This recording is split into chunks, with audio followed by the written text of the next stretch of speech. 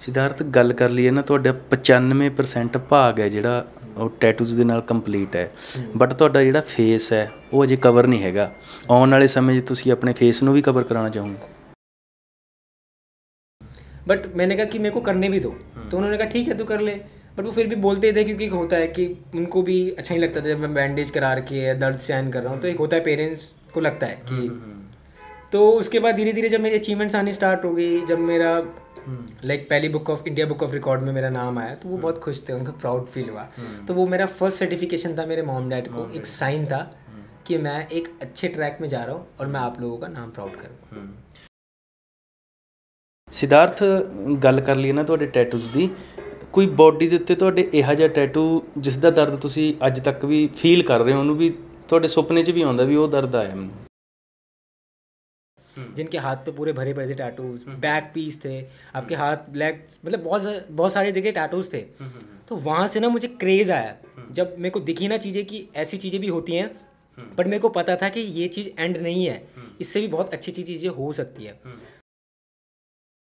ਸਿਧਾਰਥ ਆਪਾਂ ਨਾ ਨੈਚੁਰਲੀ ਗੱਲ ਹੈ ਨਾ, ਫਿਲਮਾਂ ਦੇ ਵਿੱਚ ਆਪਾਂ ਦੇਖਦੇ ਹਾਂ ਨਾ, ਆਰਟਿਸਟ ਹੁੰਦੇ ਆ ਆਪਣੀ ਅੱਖ ਦੇ ਡੇਲੇ ਦੇ ਉੱਤੇ ਟੈਟੂ ਬਣਵਾ ਲੈਂਦੇ ਆ ਨਾ, ਆਪਣੀ ਜੀਭ ਨੂੰ ਕਟਵਾ ਲੈਂਦੇ ਆ। ਅਤੇ ਤੁਹਾਡਾ ਕੀ ਇਸ ਬਾਰੇ ਕੀ ਕਹਿਣਾ ਹੈ?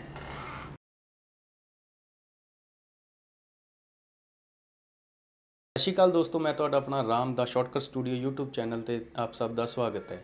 ਅੱਜ ਆਪਾਂ ਗੱਲ ਕਰਾਂਗੇ ਇੱਕ ਟੈਟੂ ਮੈਨ ਦੀ, ਜੋ ਕਿ ਆਪਣੇ ਇੰਡੀਆ ਦੇ ਵਿੱਚੋਂ ਸਭ ਤੋਂ ਵੱਧ ਟੈਟੂ ਖੁਣਵਾਉਣ ਵਾਲਾ, ਬਣਵਾਉਣ ਵਾਲਾ ਉਹ ਪਹਿਲਾ ਇਨਸਾਨ ਸਿਧਾਰਥ ਗੋਸਾਈ ਦੇ ਨਾਲ ਤੁਹਾਨੂੰ ਮਿਲਵਾਵਾਂਗੇ, ਜਿਨ੍ਹਾਂ ਦਾ ਬਹੁਤ ਹੀ ਜ਼ਿਆਦਾ ਸਟਰਗਲ ਪੀਰੀਅਡ, ਜਿਹਨੂੰ ਆਪਾਂ ਕਹਿ ਸਕਦੇ ਬਹੁਤ ਹੀ ਹਾਰਡ ਵਰਕ ਦੇ ਨਾਲ ਉਹਨਾਂ ਨੇ ਆਪਣੀ ਬੋਡੀ ਨੂੰ ਵੀ ਮੇਨਟੇਨ ਰੱਖਿਆ ਅਤੇ ਇੱਕ ਲੋਕਾਂ ਸਾਹਮਣੇ ਮਿਸਾਲ ਪੈਦਾ ਕੀਤੀ ਹੈ, ਅਤੇ ਅਨੇਕਾਂ ਹੀ ਉਹਨਾਂ ਨੂੰ ਅਵਾਰਡਸ ਮਿਲੇ ਆ। ਅੱਜ ਆਪਾਂ ਸਾਰੀਆਂ ਗੱਲਾਂ ਬਾਤਾਂ ਕਰਾਂਗੇ। ਦਾ ਸ਼ਾਰਟਕਟ ਸਟੂਡੀਓ ਵਿੱਚ ਤੁਹਾਡਾ ਵੀਰੇ ਬਹੁਤ ਬਹੁਤ ਸਵਾਗਤ ਹੈ। शुक्रिया वीरे, और मैं सभी को थैंक यू बोलना चाहूँगा, जो लोग जो देख रहे हैं मुझे, और द शॉर्टकट स्टूडियो को भी मैं थैंक यू बोलना चाहूँगा कि उन्होंने मेरे टाइम निकाला और बहुत अच्छा लग रहा है। और मैं प्रगत ढिल्लों का भी थैंक यू कहना चाहूँगा कि उन्होंने ही ये सब कुछ चीज़ें मेरी अरेंज करी हैं और वही मेरी सारी चीज़ें मैनेज करते हैं, तो मैं उनको दिल से थैंक यू बोलना चाहूँगा। बाकी मुझे बहुत अच्छा लग रहा है यहाँ पे, मतलब आप लोगों के साथ। ਸਿਧਾਰਥ ਵੀਰੇ, ਆਪਾਂ ਗੱਲ ਕਰ ਲਈਏ ਹੈ ਨਾ ਤੁਹਾਡੇ ਬੋਡੀ ਟੈਟੂਜ਼ ਦੀ, ਸਭ ਤੋਂ ਪਹਿਲਾਂ ਤੁਹਾਡਾ ਬੋਡੀ ਦਾ ਟੈਟੂ ਕਿਹੜਾ ਬਣਿਆ? जो मेरा सबसे पहला टैटू बना था वो मेरी 20 साल की उम्र में बना था, और वो मेरे चेस्ट पे था, और वो मैंने अपने कज़न को देख के कराया था। रैंडमली टैटू था, बट उस टाइम पे मैं एज अ टैटू कलेक्टर नहीं था। तो उसके बाद से जब मैंने पहला टैटू कराया, तो उसके बाद से ना मुझे पता चला कि हमारे फेस्टिवल्स वगैरह होते हैं जिससे मैंने टैटू कराया था। तो उन्होंने मुझे गाइड किया कि अगर आप टैटू अच्छे लगते हैं तो आपको फेस्टिवल वगैरह अटेंड करने चाहिए, अपने आप को एक्सप्लोर करना चाहिए, क्योंकि बहुत सारी चीज़ें आपको नहीं पता चलेंगी। तो मैंने सबसे पहले अटेंड किया 2017 में, आपका tattoo festival Indira Gandhi stadium में हुआ था। तो जब मैं वहाँ पे गया था, तो पहली चीज़ वहाँ पे जब मैं वहाँ से वापस आया ना, तो मेरे को रात भर नींद नहीं आई। तो रात भर नींद इसलिए नहीं आई क्योंकि मैंने वहाँ पे लोगों को देखा जिनके हाथ पे पूरे भरे पड़े थे टैटूज, बैक पीस थे, आपके हाथ ब्लैक, मतलब बहुत सारी जगह टैटूज थे। तो वहाँ से ना मुझे क्रेज़ आया, जब मेरे को दिखी ना चीज़ें कि ऐसी चीज़ें भी होती हैं, बट मेरे को पता था कि ये चीज़ एंड नहीं है, इससे भी बहुत अच्छी अच्छी चीज़ें हो सकती है। तो वहाँ से मैंने चीज़ों को फॉलो करना स्टार्ट किया, टैटू मॉडल्स को फॉलो स्टार्ट करने करे, जैसे मैं आज हूँ, ऐसे फॉरेन कंट्रीज़ के कुछ मॉडल्स हैं जिनको मैंने फॉलो करना स्टार्ट किया। फिर मुझे धीरे धीरे धीरे और चीज़ें पता चलने लग गई कि उनसे भी बड़ा लेवल हो सकता है। फिर मैंने उनको फॉलो किया, तो मुझे ये चीज़ समझ आने लग गई कि हम कुछ भी कर सकते हैं अगर हम करना चाहें तो मैंने डिसाइड किया कि मेरे को अपनी इंडिया को रिप्रेजेंट करना है एज अ सबसे ज़्यादा टैटूज़ के लिए। तो मेरी वहाँ से मेरी जर्नी स्टार्ट हुई थी। तो मेरा जो हार्डवर्क टैटू फेस्टिवल 2017 का है, वो सबसे बड़ी इंस्पिरेशन है मेरी, क्योंकि जैसा आप देखोगे वैसे आप करोगे। तो उन्हीं चीज़ों से मेरे को बहुत इंस्पिरेशन मिलती है। सिद्धार्थ, जो आपके मतलब बॉडी का है ना, जो आपने एक्सप्लेन किया वो आपकी बॉडी को अच्छे तरीके से, तो आपके जो परिवार में है ना मॉम डैड, उनकी क्या सपोर्ट रही आपको ऐसा करने में? स्टार्टिंग में एक्चुअली क्या थे ना, वो मेरे फील्ड के नहीं थे, तो उनको पता नहीं था कि टैटूज़ क्या होता है, कलेक्शन क्या होता है। तो एक तो सोसाइटी का प्रेशर, और उल्टे से फैमिली को वो लोग बोलते थे कि आपका बेटा क्या करा रहा है, ये हाथ पैर काले करा लिए, ये सब चीज़ें करा ली। तो वो चीज़ें मेरे को स्टार्टिंग में बहुत फेस करनी पड़ी थी। तो उस दौरान भी ना मैंने ना क्या चीज़ सोची कि मैंने कहा कि अगर मुझे अपनी फैमिली वालों को मनाना है तो दो ही चीज़ों से मैं मना सकता हूँ, या तो मैं इतना अच्छा काम कर रहा हूँ जिसमें मैं अपने फैमिली को इतना ज़्यादा सपोर्ट कर रहा हूँ, या मैं इतनी अच्छी इनकम उनको दे रहा हूँ कि वो शांत हो जाए। बट उस टाइम पे ना मेरे पास इतना अच्छा इनकम था नहीं, क्योंकि जितनी भी थी वो टैटूज़ में इन्वेस्टमेंट चली जाती थी। तो मैंने सेकंड रास्ता चूज़ किया, जो सेकंड वाला जो ऑप्शन था वो ये था कि मैं अपनी सक्सेस से उनको प्रूव कर सकूँ। एग्जैक्टली। तो मैंने क्या किया, उनकी चीज़ें मानना शुरू कर दी। अगर मैं उनसे 10 चीज़ एक चीज़ एक्सपेक्ट कर रहा हूँ, तो मुझे उनके लिए 10 चीज़ें करनी पड़ेंगी। तो यही होता है। तो फिर मैंने उनकी चीज़ें करनी शुरू करी, साइड में मैंने टैटूज़ कलेक्शन भी स्टार्ट किया, सपोर्ट करना स्टार्ट किया, क्योंकि मेरे को भी सपोर्ट की ज़रूरत थी। फैमिली मेरी सपोर्टेड थी, पर ज़रूरी नहीं कि वो हर चीज़ में सपोर्टेड हो, क्योंकि हमें भी अगर एक्सपेक्टेशन है तो हमारी फैमिली को भी हमसे ज़्यादा एक्सपेक्टेशन होती है अगर हमें कोई चीज़ करनी हो। तो ठीक है, मेरे को बोलते थे लोग स्टार्टिंग में कि हाथ पैर काले करा लिए, क्या कर रहा है ये, कोई स्कोप नहीं है, अपनी करियर बर्बाद कर रहा है, स्किन बर्बाद कर रहा है, इसको प्रॉब्लम हो सकती है। तो मॉम डैड क्या होते हैं, वो प्यारे होते हैं एक तरीके से मैं अगर बोलूँ तो, वो डर जाते हैं, उनको नहीं बोलना होता है। बट जो बाहर वाले लोग होते हैं ना, वो उनको बुलवा देते हैं। मतलब मेरे को यही लगता है, और मैंने भी ये चीज़ें फेस की हैं। तो जब धीरे धीरे उनको दिखने लगा ना, जब मैं झूठ बोलता था उनको, यहाँ टैटू कराने के बाद मुझसे चला नहीं जाता था कि मेरे आज प्यार में लग गई, समझ तो जाती थे, तो उनको समझ आ गई थी। तो मेरा जब स्ट्रगल उनको दिखना शुरू कर दिया ना, उन्होंने कम बोलना शुरू करा। फैमिली तो कभी ज़िंदगी में नहीं बोलेगी आज मैं कितना ही बड़ा ही बंदा बन जाऊँ, उनके लिए मैं उतना ही छोटा हूँ, वो उतने ही केयर करेंगे। तो वो अपनी जगह बिल्कुल ठीक थे। तो क्या सीन हुआ कि फिर धीरे धीरे जब उनको चीज़ें मेरी दिखनी शुरू हो गई, क्योंकि मैंने उनको बोला नहीं, क्योंकि मैं बोलने का ऑप्शन था ही नहीं। जब कुछ चीज़ नहीं होती ना, तब आप बोलो मत, आप उसको करके दिखाओ। तो फिर धीरे धीरे ना उनका बोलना कम हो गया। उन्होंने देखा कि ये डेडिकेट है, ये पैशनेट है, इसके लिए सब चीज़ है। फिर मैं उनको बैठा के बात भी करता था। मैंने कहा देखो, आपके बच्चे की खुशी में आपकी चीज़ है ना, तो मेरे को इन चीज़ों से खुशी मिलती है। तो मैंने कहा ठीक है, आप बोलो, जहाँ मैं गलत हूँ वहाँ बोलना, बट मैंने कहा कि मेरे को करने भी दो। तो उन्होंने कहा ठीक है तू कर ले। बट वो फिर भी बोलते थे, क्योंकि होता है कि उनको भी अच्छा नहीं लगता था जब मैं बैंडेज करा रखी है, दर्द सहन कर रहा हूँ। तो एक होता है पेरेंट्स को लगता है कि, तो उसके बाद धीरे धीरे जब मेरी अचीवमेंट्स आनी स्टार्ट हो गई, जब मेरा पहली इंडिया बुक ऑफ रिकॉर्ड में मेरा नाम आया, तो वो बहुत खुश थे, उनको प्राउड फील हुआ। तो वो मेरा फर्स्ट सर्टिफिकेशन था मेरे मॉम डैड को, एक साइन था कि मैं एक अच्छे ट्रैक में जा रहा हूँ और मैं आप लोगों का नाम प्राउड करूँगा। सिद्धार्थ, ਤੁਸੀਂ ਕਿੱਥੋਂ ਦੇ ਰਹਿਣ ਵਾਲੇ ਹੋ ਤੇ ਤੁਸੀਂ ਕਿਹੜੀ ਸਟੱਡੀ ਕੀਤੀ ਹੈ ਤੇ ਤੁਹਾਡਾ स्ट्रगल पीरियड की सी? मैं उत्तराखंड से बिलोंग करता हूँ, बट मैं दिल्ली बॉर्न हूँ, दिल्ली में बॉर्न हुआ हूँ। और मैं पढ़ाई लिखाई मैंने इतनी ज़्यादा नहीं करी है। और आफ्टर स्टडी जब मैंने कर ली थी, तो उसके बाद से मैंने जॉब वगैरह स्टार्ट करनी शुरू कर दी थी, क्योंकि था कुछ करने में। तो उस टाइम पे क्या था कि मैं जॉब करता था, छोड़ देता था, जॉब करता था, छोड़ देता था। तो उस टाइम पे पापा का मैंने स्टॉल होता था, रेडी चलाते थे। तो क्या हुआ कि पापा ने फिर कहा कि तेरे को पैसे की तो वैल्यू है नहीं, तो चल मेरे साथ काम करना शुरू कर दे। तो मेरे को रात को 4:30 बजे उठना होता था। मेरी मम्मी 2:30 बजे उठ जाती थी और पापा 4 बजे या 3:30 बजे उठ जाते थे। हमें 5 बजे पहुंचना होता था उस जगह। तो क्या होता था ना कि जो हमारी रेडी होती थी 3 पहियों वाली, वहाँ पे एक ऑलरेडी रेडी सेट थी, हमें खाना बना के वहाँ पे ले जाना होता था। तो 1.5 कुंटल की रेडी होती थी, तो उसको खींचना होता था। पापा के पैर पे दिक्कत थी, तो वो नहीं कर सकते थे। तो मैंने कहा अभी तो कुछ है नहीं, कर लेता हूँ। तो दिन के 100 रुपये मिलते थे मेरे को, ठीक है। तो क्या हुआ कि मैं डेली रेडी सुबह के टाइम पे तो इजीली खींच लेता था, क्योंकि धूप वगैरह नहीं होती थी। बट जब जाने का टाइम होता था, तो क्या सीन होता था कि 1.5 कुंटल की रेडी मतलब कम हो जाती थी खाना आने के बाद। बट उस टाइम पे धूप बहुत लगती थी, चलाना होता था। और उससे पहले क्या करता था मैं कि बर्तन वगैरह सब मुझे ही धोने होते थे। रोड पे आपने नॉर्मली लोगों को देखा होगा जो रेडी लगाते हैं, उनके बच्चे अच्छे काम कर रहे थे, मैं वैसे काम कर रहा होता था। बर्तन धोए, सर्व करा, वहाँ से मैंने सीखा पैसे की वैल्यू, और लोगों से बात करने का तरीका मैंने अपने पापा से ही सीखा कि कैसे बात करते हैं। उस टाइम पे आओ बाबूजी, आओ मालिक साहब, यही कन्वर्ट करके आजकल हम हाय सर, हाय मैम बोलते हैं। तो वो चीज़ें सीखी, पोलाइटनेस सीखी। लोगों के पास पैसे नहीं होते थे, खाने के लिए आए थे, बट लास्ट में बोलते थे नहीं है, तो पापा बोलते थे कोई बात नहीं, कोई फ़र्क नहीं पड़ता। तो वो चीज़ें भी सीखी कि छोड़ देना चाहिए, लड़ने झगड़ने से कुछ नहीं होता।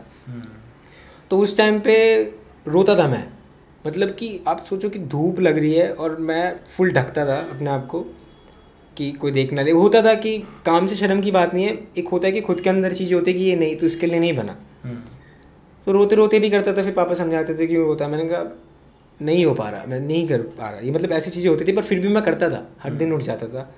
फिर धीरे धीरे आदत हो गई, चीज़ों को समझ आने लग गई। फिर मैंने चीज़ें चूज़ करना स्टार्ट कर दी कि मैं कुछ ऐसा करूँगा जिसमें अपने घर वालों का नाम रोशन कर सकूँ। तो ये चीज़ें थी, बर्तन धोए, ये सब चीज़ें करी, और वो ज़रूरी था। आज उन सब चीज़ों को ही मेरे को काम आती है। मैं कोई भी चीज़ अगर मुझे कुछ करना पड़ता है, साफ़ सफाई करनी पड़ती है, मेरे लिए लेवल मैटर नहीं करता, मैं कर देता हूँ, क्योंकि सिखाई भी है।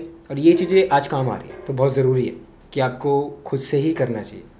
यही है। सिद्धार्थ, ਜਿਹੜੀ ਤੁਹਾਡੀ ਬੋਡੀ ਦੇ ਟੈਟੂ ਨੇ ਨਾ, ਵੀ ਤੁਹਾਨੂੰ ਕਿੰਨਾ ਕੁ ਸਮਾਂ ਹੋ ਗਿਆ ਇਸ ਟੈਟੂਆਂ ਨੂੰ ਬਣਵਾਉਂਦੇ ਹੋਏ ਆਪਣੀ ਬੋਡੀ ਤੇ? टोटल मुझे 3 ईयर हो चुके हैं आपका, अगर कलेक्शन की बात करूँ तो ਖਰਚਾ ਕਿੰਨਾ ਕੁ ਆ ਗਿਆ ਇਹਨਾਂ ਤੇ? 20 लाख प्लस। वैसे कभी काउंट नहीं किए, बट वैसे अगर बात करूँगा तो 20 लाख प्लस। ਕੋਈ ਬੋਡੀ ਦੇ ਉੱਤੇ ਇਹੋ ਜਿਹਾ ਟੈਟੂ ਜੋ ਅਭੀ ਪੈਂਡਿੰਗ ਹੈ, ਉਹਨੂੰ ਪੂਰਾ ਕਰਨਾ ਆਪਾਂ ਜੀ? पेंडिंग तो अभी ये रहा, अभी यहाँ पे ये कंप्लीट करना है ये वाला। तो कुछ पार्ट्स हैं जो कि हल्के फुल्के कंप्लीट करने हैं बॉडी परसेंटेज बढ़ाने के लिए, वो अभी चल ही रहा है, ऑन गोइंग चल ही रहा है। सिद्धार्थ, ਹੁਣ तक ਤੁਹਾਨੂੰ ਕਿੰਨੇ ਕ ਅਵਾਰਡ ਮਿਲ ਚੁੱਕੇ ਨੇ ਤੇ ਕਿੱਥੇ ਕਿੱਥੇ ਜਾ ਕੇ ਮਿਲੇ ਨੇ? मुझे 4 अवार्ड्स मिल चुके हैं। जो फर्स्ट था मुझे इंडिया बुक ऑफ रिकॉर्ड्स की तरफ से मिला था, जिसमें मेरे 91 टैटूज़ थे, और सबसे ज़्यादा मैक्सिमम नंबर ऑफ़ टैटूज़ के लिए मुझे मिला था। फिर उसके बाद एशिया बुक ऑफ रिकॉर्ड्स में मिला। उससे पहले आपका इंडिया बुक ऑफ रिकॉर्ड्स में आपका होना चाहिए, तभी आपको एशिया मिलेगा। तो एशिया में मेरा 125% बढ़ी, 125 टैटूज़ की। देन उसके बाद जो मुझे मिला वो मिला आपका OMG book of record. OMG book of record में आपका मुझे मिला maximum number of tattoos on India. Okay, और देन उसके बाद लास्ट जो मुझे मिला आपका इंटरनेशनल बुक ऑफ रिकॉर्ड के लिए मिला। उसमें मिला मुझे जो कैटेगरी मिली है कि most tattoo human body in male body in India.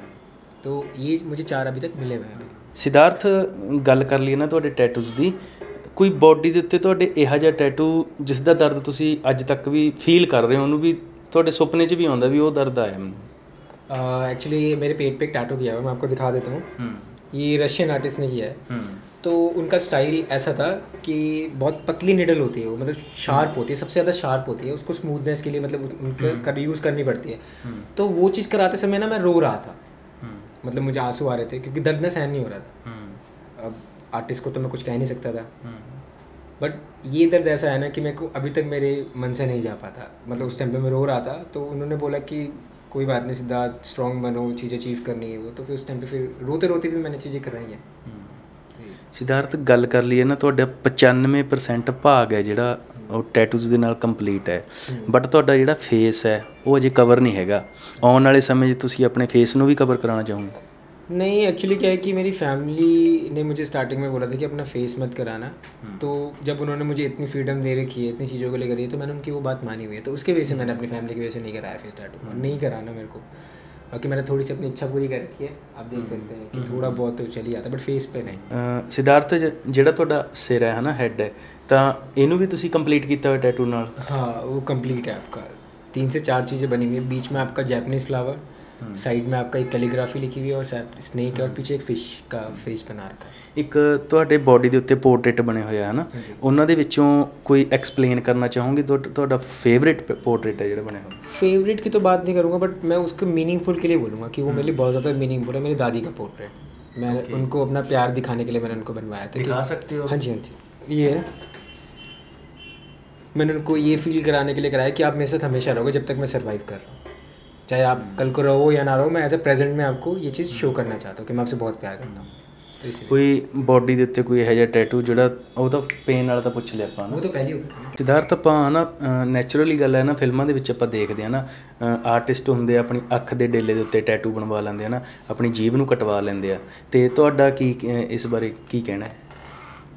अभी तो नहीं, मे बी इन फ्यूचर अगर कोई अपॉर्चुनिटी मिलती है तो डेफिनेटली मैं जाना पसंद करूँगा, क्योंकि मैं कोई भी अपॉर्चुनिटी लूज़ नहीं करना चाहता अपनी लाइफ से। क्योंकि लाइफ में हर चीज़ आपको जो दे रही है उसको एक्सेप्ट करना चाहिए। तो लेट्स सी, देखते हैं मे बी इन फ्यूचर आपका क्या होता है। अभी तो कुछ नहीं पता मेरे को। मतलब करवा सकते हो? हाँ, अगर अपॉर्चुनिटी मिल गई तो लाइफ में, अगर मेरा वो मोड भी आया, मेरे को कराना पड़ गया, तो definitely I go for that. एक ही लाइफ मिली है, उसमें सब चीज़ें कर लेनी चाहिए। ਸਿद्धार्थ, ਜਦੋਂ ਫਿਰ ਘਰ ਤੋਂ ਬਾਹਰ ਜਾਂਦੇ ਹੋ ਤਾਂ ਫਿਰ ਪਬਲਿਕ ਦਾ ਕੀ ਰਿਐਕਸ਼ਨ ਹੁੰਦਾ ਤੁਹਾਡੇ ਪ੍ਰਤੀ? पब्लिकली रिएक्शन ये रहता है कि लोगों को तो लगता है पहले ये तो रियल नहीं है, पहली चीज़। उनको लगता है कि कोई स्किन वगैरह आती है आपकी, वो पहन के आ रखा है। फिर काफ़ी लोग कहते हैं कि ये सच है, रियल है। तो मैंने कहा हाँ, रियल ही है। और शॉक्ड होते हैं काफ़ी लोग देख के। कुछ लोग ऐसे भी होते हैं जो डायरेक्टली आपको इन्फॉर्म करे, स्किन पे टच कर लेते हैं कि ये क्यों काला करा रखा है हाथ, ये वो। तो उस टाइम पे मुझे एक चीज़ समझ आती है कि फॉर सपोज अगर आपको अच्छी चीज़ें, अच्छे कमेंट मिल रहे हैं, तो बुरे क्यों नहीं मिलेंगे? एक्सेप्ट तो दोनों चीज़ें करनी पड़ेंगी। तो जब मैंने बुरे कमेंट मिलते थे तो डिसअपॉइंट होता था स्टार्टिंग में, बट उससे ना मेरी चीज़ों में ज़्यादा नेगेटिविटी आती थी। तो मैंने डिसाइड किया कि मैं बुरी चीज़ों को भी अच्छे वे में ले जाऊँगा, कोई बात नहीं, उसकी मेंटालिटी है, रिस्पेक्ट है उसकी मेंटालिटी। तो ऐसे कमेंट्स भी आते थे कि लोग कहते थे कि तू पागल हो गया, तो अपनी स्किन ख़राब कर लेगा, ये कर लेगा, वो कर लेगा, तुझे पागल खाने की ज़रूरत है। तो मैं उनसे यही बोलता था कि मैंने कहा ठीक है, अभी तो मैं कलेक्शन कर रहा हूँ, जब मैं फ्री हो जाऊँगा तब चले जाऊँगा। उस टाइम भी अच्छे रिप्लाई आते थे कि मुझे आपके टैटूज बहुत अच्छे लगते हैं। ਇੱਕ ਨਾ ਤੁਹਾਡੇ ਸ਼ੋਲਡਰ ਦੇ ਉੱਤੇ ਮਿਸਟਰ ਬੀਨ ਦਾ ਟੈਟੂ ਬਣਿਆ ਹੋਇਆ ਕਮੇਡੀਅਨ ਹੈ ਨਾ, ਤਾਂ ਉਹੀ ਕਿਉਂ ਚੁਣਿਆ ਤੁਸੀਂ? उससे मुझे खुशी मिलती है। मैं चाहता हूँ कि मैं ऐसी ऐसी चीज़ें कलेक्ट करूँ जिससे मैं सुबह उठूँ और देखूँ तो मुझे खुशी मिले। तो मिस्टर बीन हमारे उसमें लेजेंडरी हैं और उन्होंने बहुत हंसाया है और मुझे आज भी उनको देख के बहुत ज़्यादा खुशी मिलती है। तो ये रीज़न था उनका कराने का। ਗੱਲ ਕਰ ਰਹੀਏ ਸਿਧਾਰਥ ਵੀਰੇ ਤੁਹਾਡੇ ਹੈ ਨਾ ਟੈਟੂਜ਼ ਦੀ, ਤੁਹਾਡੀ ਬੋਡੀ ਦੇ ਉੱਤੇ ਕੋਈ ਤੁਹਾਡਾ ਡ੍ਰੀਮ ਟੈਟੂ? हाँ, एक मेरा बैक पीस है जो कि मेरे पूरे काली माँ का है। वो मेरा सपना था और वो 4 लोगों ने मिलके किया था। तो सबसे पहले 2019 की कन्वेंशन की बात करूँगा मैं आपकी। उससे 10 दिन पहले मैंने एक टैटू कराया था। वो टैटू मैंने इसलिए कराया था कि मैं कन्वेंशन में लोगों को दिखा सकूँ। तो क्या हुआ कि जब मैंने वो टैटू कराया तो कुछ दिनों बाद ना उसमें हल्का सा माइनर सा इन्फेक्शन हो गया। ठीक है, तो मैंने उसको बहुत लाइटली लिया क्योंकि मैंने इतने सारे टैटूज करा रखे थे। तो मैंने कहा कि चलो कोई बात नहीं, ठीक हो जाएगा। वो धीरे धीरे चीज़ें ना वो फैलनी शुरू हो गई। ठीक है, तो जब वो फैलनी शुरू हो गई तो मेरे पास कोई ऑप्शन नहीं था, तो वो चीज़ों को मैं रोक नहीं पाया। कहते ना कि फिर मैं अपने पेरेंट्स के पास नहीं जा सकता था क्योंकि वो बोलते कि तूने टैटू कराए क्यों है। फिर लोग ब्लेम करते हैं आपको, कोई नहीं जानना चाहता आपका स्ट्रगल, कोई कुछ नहीं करना चाहता। जब आप कोई गलत चीज़ कर लेते हो तो उसको ब्लेम करे। तो मैंने अपने पेरेंट्स के पास जा सकता था ना मैं अपने डॉक्टर के पास जा सकता था, किसी डॉक्टर के पास, क्योंकि वो बोलते कि तूने करवाए क्यों है, क्यों अपना शरीर खराब करा रहे हो। तो उस टाइम पे ना मैं कमरे में रो रहा था क्योंकि मेरी स्वेलिंग हो गई थी पैर पे और पैर एक तरीके से ना सड़ सा गया था। मुझे उसको देख के ना रोना आ रहा था। तो क्या सीन हुआ कि फिर जैसे तैसे करके मैंने अपने एक फ्रेंड को डिस्कस किया, कॉल किया, क्योंकि मैं चल नहीं पा रहा था। तो 2-3 दिन मैं बहुत परेशान था। तो उसके बाद मेरा फ्रेंड ने मेरे को लेके गया क्योंकि मैं तो स्कूटी चला ही नहीं पा रहा था। तो उसने मुझे लेके गया डॉक्टर के पास। तो डॉक्टर ने पहले तो मुझे बहुत डांटा कि क्यों अपना शरीर ख़राब करा रहे हो, ये वो, इससे ये हो जाएगा वो हो जाएगा। तो उस टाइम भी मैं थोड़ा नेगेटिव हो गया था। तो बट उसके बाद भी ना डॉक्टर ने मुझे मेडिसिन वगैरह दी, मेरी रिकवरी थोड़ी बहुत स्टार्ट हो गई थी। बट डॉक्टर ने मुझे बोल दिया था कि आप टैटू नहीं करा सकते कुछ टाइम पे क्योंकि आपका स्किन की रिकवरी में टाइम लगेगा। अगर आप कोई टैटू कराते हो तो उसमें रिस्क होगा। तो 10 दिन बाद टैटू फेस्टिवल था तो मैंने वो पार्ट ना कवर कर रखा था क्योंकि मैं वो पार्ट रिवील नहीं कर सकता था फेस्टिवल में, ना दिखा सकता था क्योंकि उससे लोग डिमोटिवेट हो जाते टैटूज को लेके। तो मैंने कवर कर रखा था वो। तो उस टाइम पे क्या हुआ कि मैंने एक चीज़ नोट की अपने लाइफ में कि जब आप प्रॉब्लम में होते हो ना तब आपको लाइफ में ना वो चीज़ मिलेगी जो आप चाहते हो। अब आपको डिसाइड करना है कि आप प्रॉब्लम चूज़ करते हो या अपनी आप वो चीज़ चूज़ करते हो जो कल को अगर आपकी प्रॉब्लम्स तो पूरी होल लाइफ रहनी है, वो कभी नहीं जाएगी और वो जा भी नहीं सकती। तो मेन ये है कि मैंने प्रॉब्लम को साइड करा। तो उसके बाद मेरे को ना ऑफर आया बैक पीस के लिए। आर्टिस्ट लोग रेडी हो गए, बात वगैरह हो गई। तो उस टाइम पे ना मैं जो मेरे गुरु थे जिन्होंने मेरे को सिखाया तो मैं उनके पास गया। उन्होंने भी मुझे मना किया था कि टैटूज नहीं कराने सिद्धार्थ, क्योंकि अभी स्किन की रिकवरी में टाइम लगेगा, अगर कुछ और प्रॉब्लम होगी तो तेरे को दिक्कत हो सकती है। तो फिर उस टाइम पे ना मैं खड़े होकर थोड़ी देर सोचने लग गया कि मैंने कहा कि डेथ सबकी होनी है, सबको मरना है। बट अगर मैंने ये अपॉर्चुनिटी खो दी ना अपनी लाइफ में तो मैं अपने आप को ना ब्लेम करूँगा जो कि ज़िंदगी भर रहेगा। फॉर सपोज अगर मेरे को कुछ हो भी जाता है तो एटलीस्ट मैं अपनी चीज़ें करके तो जा रहा हूँ ना। तो मेन यही था कि फिर मैंने उस टाइम पे ना वो चीज़ें चूज़ करनी पसंद करी जो मेरी खुशी है, क्योंकि खुशी क्या होती है ना आपके दर्द को कम कर देती है। दर्द तो होता है, वो जाएगा नहीं कभी भी, पेन प्रॉब्लम्स कभी नहीं जाने वाली। तो उसके बाद क्या हुआ कि मैंने वो बैक पीस के लिए हाँ कर दी। मैंने कहा ठीक है, नवंबर का टाइम था, शॉर्ट्स पहन रखे थे, पैर में दर्द हो रहा था, बट मन में था कि नहीं ये चीज़ नहीं छोड़नी। लेट गया, 4-5 घंटे बाद ना मेरी बॉडी कांपने लग गई थी, पेन ज़्यादा हो रहा था। तो आर्टिस्ट लोगों ने कहा कि चलो कोई बात नहीं, आपका अगली बार करते हैं। तो मैंने कहा ठीक है अगले साल। तो उसके बाद आ गया कोविड, आ गया लॉकडाउन लग गया। अब क्या था कि मेरे अचीवमेंट्स, मेरे गोल्स थे वो रुक रहे थे क्योंकि मुझे अप्लाई करना था एज अ सबसे ज़्यादा टैटूज के लिए। तो मेरी बॉडी परसेंटेज कम थी। तो उसके बाद क्या हुआ कि मैंने आर्टिस्ट लोगों से डिस्कस किया और वो आर्टिस्ट जो थे वो नेपाल के थे। ठीक है, तो क्या सीन हुआ कि मैंने डिसाइड करके जैसे लॉकडाउन, पहला लॉकडाउन खुला, मैं नेपाल के लिए निकल गया। मेरे पे पैसे थे 10,000 रुपये, बाकी जो पेमेंट थी वो मैंने कर दी, बट मेरे पास से सिर्फ 10,000 रुपये। तो मैंने सोचा कि आर्टिस्ट के वहाँ रहना होगा, इतना खर्चा नहीं होगा। तो मैंने कहा चलो ठीक है, ज़्यादा नहीं होगा। बट मुझे नहीं पता था कि बॉर्डर पे दिक्कत चल रही है, और अच्छी बात है कि मुझे नहीं पता था। मैंने आर्टिस्ट वगैरह से अपॉइंटमेंट ले ली, टाइम ले लिया। फिर उसके बाद क्या सीन हुआ कि जैसे मैं बॉर्डर पहुँचता हूँ, पहले मैंने ट्रेन करी थी, पहले लाइफ में पहली बार मैं ट्रेन पर गया था क्योंकि मेरे पास पैसे नहीं थे ज़्यादा। तो सबसे पहले मैं गया यहाँ से न्यू दिल्ली से गोरखपुर। ठीक है, गोरखपुर से मुझे पकड़नी थी सिनौली के लिए, बॉर्डर के लिए, आपकी कैब से बस। ठीक है, तो जैसे ही मैं ट्रेन से उतरता हूँ तो मुझे रात को पहुंचना होता था। लाइक जो काठमांडू की बात करूँगा तो वो 8 से 9 घंटे का रास्ता था अगर सिनौली बॉर्डर से पहुंच जाता हूँ तो। जैसे मैं वहाँ पे टैक्सी में बैठता हूँ तो टैक्सी वाले ने मुझे बोला कि अभी तो नहीं जाएगी, बस आपकी रात को जाएगी, और मैं 3 बजे वहाँ पहुँच चुका था। तो मैंने कहा चलो कोई बात नहीं, ठीक है। फिर क्या सीन हुआ कि जैसे ही मैं बॉर्डर पे पहुँचता हूँ वहाँ इंडियंस अलाउ थे ही नहीं, ठीक है। उनको मना था, उनके पास कुछ पहचान पत्र कुछ होना चाहिए, तो उनको मना कर रहे थे कि आपके पास कुछ प्रूफ होना चाहिए जाने के लिए। उस टाइम पे बहुत दिक्कत भी चल रही थी, आपकी चीन वीन के कुछ इशू चल रहा था, तो उन्होंने मुझे जाने नहीं दिया। मैंने बहुत रिक्वेस्ट करी, मैंने झूठ बोला कि मेरे को शादी में जाना है, वो मैं ये नहीं बोल सकता था। तो क्या सीन, उन्होंने मना कर दिया। बट मैं वहाँ खड़े होकर रो रहा था बेशक अंदर ही अंदर कि मैंने कहा इतनी दूर आया हूँ मैंने टैटू आर्टिस्ट अपॉइंटमेंट भी ले ली, चीज़ें भी कर ली। फिर पर मैंने वहाँ पे खड़े होकर भी ना मैंने एक चीज़ फील करी कि सिद्धार्थ रात तक वेट कर ले, अगर तुझे प्यार भी पढ़ने पड़ जाए, तुझे रिक्वेस्ट भी करनी पड़ जाए उनको, तो कर लियो, पर तुझे जाना है। तो मैं वहाँ से हिला नहीं, बहुत टाइम हो गया, अंदर ही अंदर परेशान था, इतनी दूर ट्रैवल करके आया, ज़्यादा वापस तो एक लूज़र कहलाता, अपने लिए लूज़र कहलाता। मुझे लोगों से कुछ नहीं करना था, मुझे खुद के लिए लूज़र कभी बनना ही नहीं था। तो उसके बाद क्या हुआ कि मैं बॉर्डर पे खड़े मैं बहुत परेशान था। तो एक टैक्सी वाला आया, और वहाँ पे टैक्सी वगैरह वाले आते हैं, वो पूछते हैं कि कहाँ जाना क्या जाना। तो मैंने उनसे बोला कि मेरे को वेडिंग वगैरह में जाना है और मैं स्टूडेंट हूँ, तो मेरे को जाना बहुत ज़रूरी है। झूठ ही बोला, नहीं बोल सकता था सच कि मेरे को टैटूज वगैरह कराने जाना है। ये वो कवर कर रखी थी अपनी पूरी बॉडी, मैं जब भी बाहर जाता तो कवर ही करता हूँ। तो क्या सीन हुआ कि उन्होंने बोला कि आप वेट करो, तो उसने 1-1.5 घंटा में से वेट कराया। उसके बाद वो आया, ठीक है।